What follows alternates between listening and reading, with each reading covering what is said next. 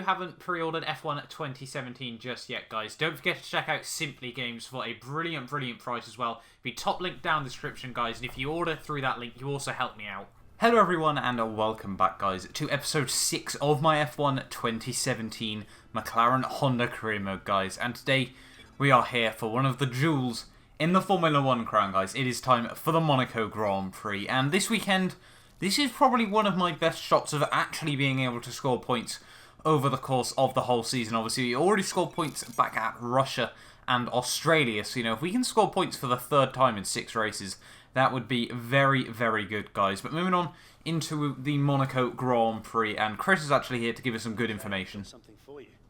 The new parts have been fitted to the car. The simulation numbers are good, so look forward to your feedback. Check out the details.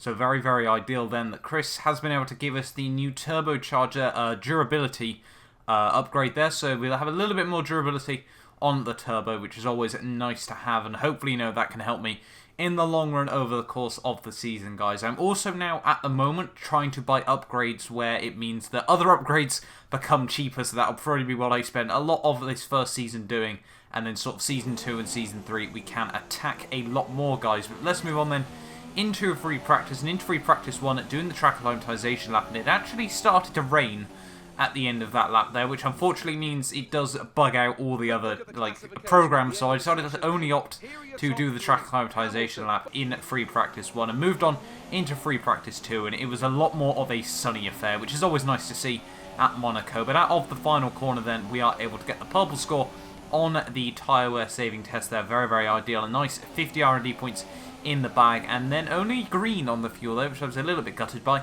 But we were actually very much under the delta until the final straight, where we tried to let off to save a bit more fuel, guys. But now moving on then into the qualifying simulation, running out through the final corner once more, deploying the DRS, and it's actually going to be a pretty decent lap if I do say so myself. Get the green score there. Only a couple of tenths off actually the purple score, but I felt that was good enough for now, guys. But having a look then at the R&D overall, 143 points there should help me out quite nicely here. But then moving on into qualifying for the Monaco Grand Prix, and it was a very damp and drizzly affair, guys. So really, actually, this is starting to line up to be a very good weekend for myself. You know, we've got rain in qualifying, which we've already seen over the last few races. The McLaren Honda is very strong in a track where power really doesn't mean that much, which, you know, is even more helpful for myself. So we could actually be looking like the top 10 in qualifying here, hopefully. But obviously we'll have to wait and see how it does all obviously fare. I know a lot of drivers actually have opted to go for gearbox changes moving on into this Monaco Grand Prix. So interesting, you know, that the AI do end up getting issues as well with it. But let's move on then. We're just going to do a couple of small little setup changes, obviously running the car on the minimum amount of fuel that we possibly can, and also whacking up both wings to 11 here. So trying to take a really extreme setup into qualifying, guys. And coming through towards the end of my lap here, we've got Felipe Massa there, who's just about to go on his, getting a little bit in the way there, slowing me down just a tiny bit there as we come through the final corner, struggling to put the power down there, the back end kicking out as much as it possibly can there, but down towards the line, and we actually go between the Mercedes cars there at that moment in time during qualifying. So it's safe to say it's definitely looking good for myself, guys, at the moment. So back in the garage we go. I'm going to have a look at the timings of how well everyone is doing at the moment, guys, and we're still holding on to P4 in qualifying here for the Monaco Grand Prix, and the tracks seem to be getting a little bit wetter at this moment in time. So, you know, this was looking very good for myself. Kimi Räikkönen goes up into provisional pole there, and, you know, we're bound to dip a few positions thanks to some of the AI just being, you know, a lot quicker than myself with a lot quicker cars. But, you know, this was looking good, you know, right at the very end of qualifying here. Still up in P7 until the track got dry enough with about a minute to go. So we had no time to go out on a final run, and near enough everyone went out on a set of the ultra soft tyres there, which left me, both Ferraris and both Haas cars, the only drivers on a set of the intermediate tyres there in qualifying, and left us way off the field for the Monaco Grand Prix there. So it was looking good until the final few seconds there. A little bit gutted with that on the whole, guys, but a lot of penalties to be had by the AI. So let's move on then into the Monaco Grand Prix. Starting grid looks like for today's race. Lewis Hamilton lines up on pole position, and Valtteri Bottas will line up alongside. Looking down the rest of the grid, we have Ricciardo, Massa, Carlos Sainz, and Palmer, Ericsson, Wehrlein, Verstappen, and Kimi Raikkonen. Stroll, Perez, Daniel Kvyat, and Ocon, Hülkenberg, Vettel, and McLaren, and Stoffel van Dorn, Grosjean, and Kevin Magnussen rounds off the grid. And with lights out just moments away, it's time to go down to the track. So a lot of drivers there, guys, with penalties ready for this Monaco Grand Prix. But obviously, as every single year, and especially with even better tyre wear, this race should be a very, very easy one-stop. So, hopefully, if we can just try and keep it clean in the early phases of the race, then, it'll sort of leave us in good stead towards the end. But let's move on then onto the grid. We are ready for the Monaco Grand Prix. It is 5 lights for the start of the best race on the calendar. And it is lights out and away we go. And off to a pretty, actually, decent start there. Not too much wheel spin. Sebastian Vettel already moving up the places there. Trying to recover that poor Ferrari qualifying as we come through turn 1, taking a lot of curb there. Esteban Ocon holding it around my outside there, and you could just see straight away the 11-11 wings were not looking so ideal in the dry session there. We were losing about 10 miles an hour up that hill alone there, which really isn't ideal, but coming through this first lap of the Monaco Grand Prix, and it's all about just not running into the back of the guy behind you there, which I nearly did, had to take evasive action there and ended up dive bombing 2 cars as now we're side by side with Vettel. He's going to go down the inside of Kvyat there, so I'm just going to try and follow him through the rest of the corner there. Kvyat gets put into the wall slightly. Yellow flags are out due to a lot of front wings being dinked there, and a bit of debris on the circuit there, and the safety car has been deployed at the start of this Monaco Grand Prix there, which for me probably quite ideal, to keep the field as bunched up as possible for as long as possible is going to be very, very ideal for myself. As we come in the end of lap 1 though, we're actually going to opt to go onto a set of the soft tyres, guys, and try to drag them throughout the rest of this Grand Prix. If ever there's any other instance, unless it's like right at the very end of the race, we're probably just going to try and stay out for as long as possible there. But we come out of the pit lane just behind Valtteri Bottas here, ahead of Sergio Perez still. This could be the strategy that saves my Grand Prix, to be honest, as we nearly run it into the exit of the pit wall there, which wasn't ideal, and down in towards the exit of the pit lane. I do clip the wall once again there. I can only apologise for my awful driving. We're coming to the end of the safety car period there, and I was only able to catch up the rest of the field there, but we dive bomb both the Magnussen and Valtteri Bottas there down in towards the second to last corner there, pouncing on the golden opportunity when the green flags do come back out in this Grand Prix. And now down towards turn 1 here, Stoffel van Dorn just a little bit ahead of me here, down in towards turn 1 here, and we're just now going to try and make up the positions when we get the golden opportunities. And the way the AI do seem to bunch up at the hairpin, that could be a brilliant opportunity for me throughout the rest of this Grand Prix. But especially against my teammate, we sort of want to keep it clean between the pair of us. I don't really want to slow him down too much as we pinch the front right there. Down in towards the Lowe's hairpin though, we go down the inside of both my teammate and the other Haas car there. A little bit of contact with Grosjean, as unfortunately I do force him into the wall there. He just about keeps the front end alongside me there through the next couple of corners as we come out now in towards the hotel section. And just look at the extra straight line speed Romain Grosjean has got against me, goes way past me up the inside through the tunnel there, and he does now hold on to P15 of the Grand Prix as I lock up both front tyres there, giving me a little bit of a punt through the corner there. But just the deficit down the straights this McLaren Honda has at the moment, just really not helpful there. But Grosjean gets caught out once again there, as there is just another park the bus through the hairpin there. But unfortunately, once more, he's able to hold on there. Runs a little bit deep through the exit of the corner, so I'm going to dive it down the inside once more. Tried to squeeze him out on the exit of the corner there, but he just about keeps his front wing in alongside me there. And just look once more the straight line speed of the Haas car there, as he's able to move once again back up past me there through the lows, through the tunnel section of this Monaco Grand Prix there. And this could be really frustrating throughout a lot of this Grand Prix there, guys. But Grosjean dives into the pit lane on the end of a lap 7 there, so I now move up into P15 of the Grand Prix. Very ideal. And we're just going to try and keep out for as long as possible in this race. Not 100% sure if the tyres would last all the way throughout, but we can only wait and see as we move on a couple of laps later. And there's once more another bit of a traffic jam through the Lowe's hairpin. They're going to dive bomb Hulkenberg, and I think that was one of the Force India there of Esteban Ocon as we go through the next couple of corners, still side by side with Nico Hulkenberg there at the back end, trying to kick out ever so slightly, but Hulkenberg going to be able to move back up into P13 of the Grand Prix there. Ocon still just holding it off behind me there. You know, these guys, it was just crazy. You know, I thought, you know, we'll always have a deficit down the straights, but around a track like Monaco, it was just absolutely ridiculous there. But coming through a couple of laps later, Hulkenberg just parking it down the inside there. So we're going to try and have a look right around his outside through this corner, going for a bit of a different tactic strategy there as we make a little bit of contact with him there, squeeze him out wide on the exit of Portier there. And I think now we have moved up into P12 of the Grand Prix, as a few drivers are now starting to make pit stops with front wing damage here, maybe moving on to a set of the soft tyres like I have done.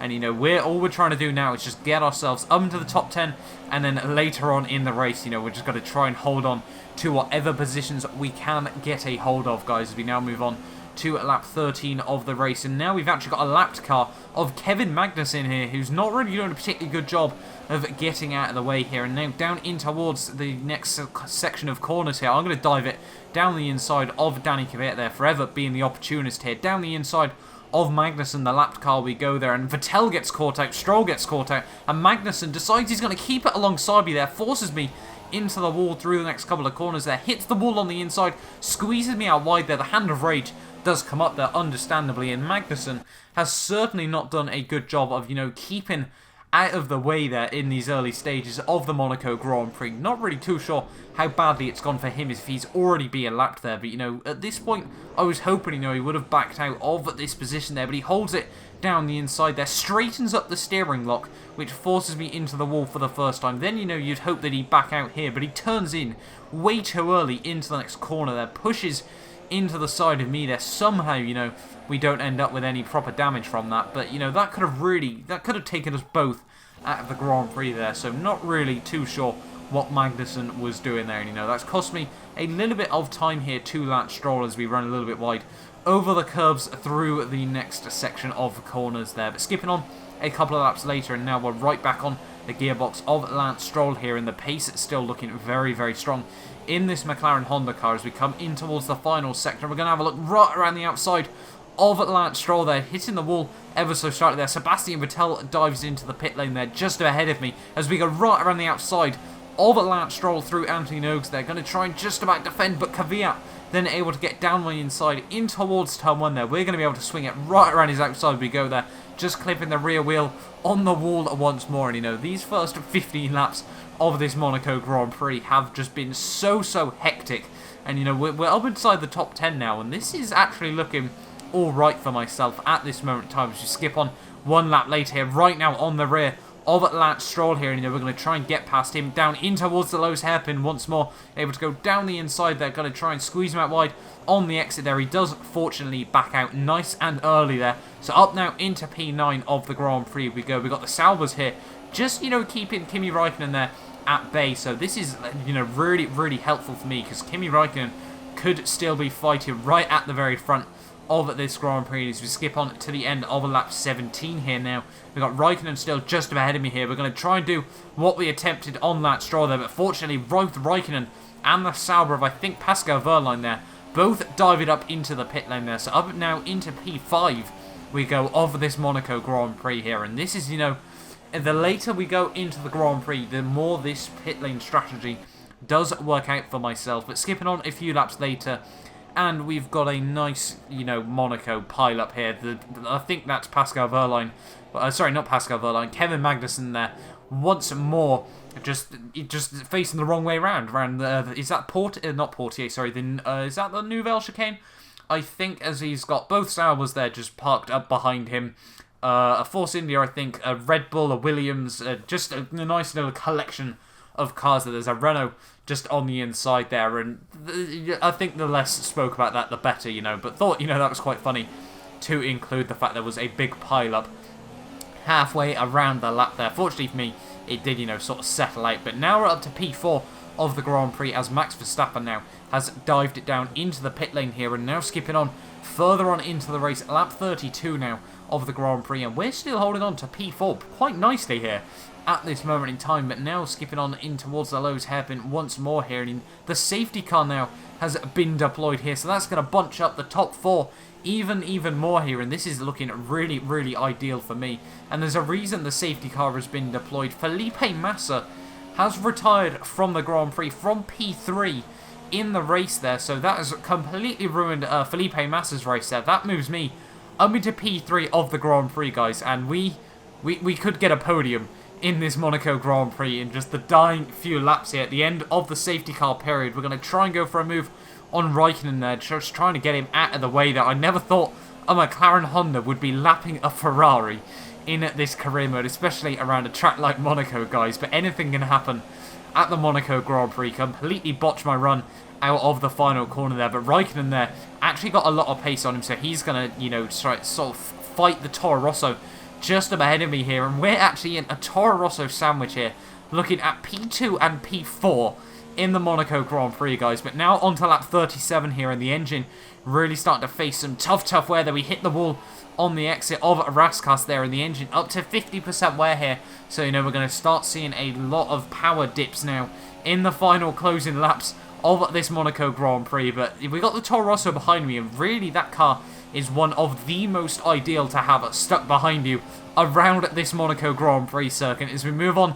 to the final lap of this Grand Prix, guys. Danny Kvyat still just behind me here as the back end still kicking out as much as it possibly can. There was so much wheel spin, but down in towards the final sector of this Monaco Grand Prix. This strategy, it's safe to say, has really paid off for me there. I dinked the front wing through the final couple of corners there, but Daniel Ricciardo is going to come through, the 5th winner in 6 different races of this career mode, guys. But we're going to come through to get a podium in the Monaco Grand Prix driving this horrible McLaren Honda.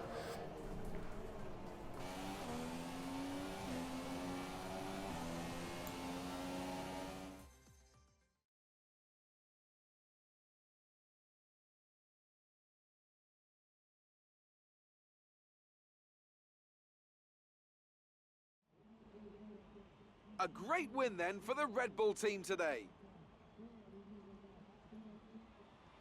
Anthony, what do you think made the difference here? The difference was clearly in the strategy. You could tell they'd done a lot of work on the pit wall to really optimise each stint and get the most out of the tyres. And it highlights just how much of a team sport this really is. But credit to the driver as well, though. There's no good having a well-oiled machine behind the scenes without a talented hand on the wheel, of course. And I can see now the drivers are making their way out. We need Red Bull fighting at the front. They do an incredible amount for Formula One.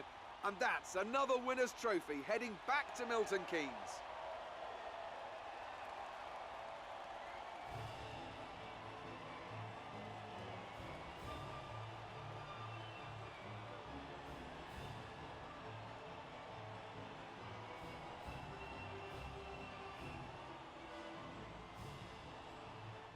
So then, it's time to see how this result affects the Drivers' Championship. Daniel Ricciardo takes over the lead of the Drivers' Championship after that excellent result. Now then, Anthony Davidson, who was your driver of the day? Today, I'm going to give it to the McLaren driver. There was a lot going on all down the field, but they were the only one who I really felt maximised their potential. And here's how things are shaping up in the Constructors' Championship. Red Bull move to the top of the table. Meanwhile, Toro Rosso's strong weekend allows them to continue their march up the table. Well, what a weekend that has been. Please join us next time for another thrilling instalment of this Formula One season. So there we are then, guys. The end of the Monaco Grand Prix, and just what a crazy race that was. I think, you know, look at, obviously, Ricciardo and Sainz and a lot of other people opting to go for a 2-stop strategy there. But Lewis Hamilton, Felipe Massa, Nico Hülkenberg, Bottas and Stroll, so both Williams and both Mercedes there, retiring from the Grand Prix. Ferrari only able to score 1 point there. Red Bulls being the big winners from that Grand Prix there. You would have heard Ricciardo is up into the lead of the Drivers' World Championship, guys. But 15 points in the bag for McLaren Honda. I thought Russia would be the highlight of the season for myself. But oh, how I was wrong there. But looking at the points, Ricciardo and Verstappen tied at the top on 75 points. Kimi Räikkönen 1 point back, with Bottas 9 points behind the leader, and Lewis Hamilton just 1 point behind his teammate there. So the top 5 in the standings separated by just 10 points after 6 rounds of this season. Sebastian Vettel down 26 points off the leader of the season, but we're 1 point behind Sergio Perez. They're up in P9 overall in the standings there. We're able to jump Felipe Massa in that Grand Prix there, guys, but that 15 points on the board. My teammate Stoffel Van Dorn has scored points as well. That everyone now but Pascal Wehrlein has points on the board in this season, guys. And having a quick flick over to the Constructors' standings, and we move up into P7 overall. Toro Rosso there, able to take home 30 points from that Grand Prix, leaping all the way up into P5 there overall, guys. But that has been the end of the Monaco Grand Prix. If you're new around here, do not forget to like, subscribe for more of my F1 2017 career mode, and I will see you guys at the Canadian Grand Prix.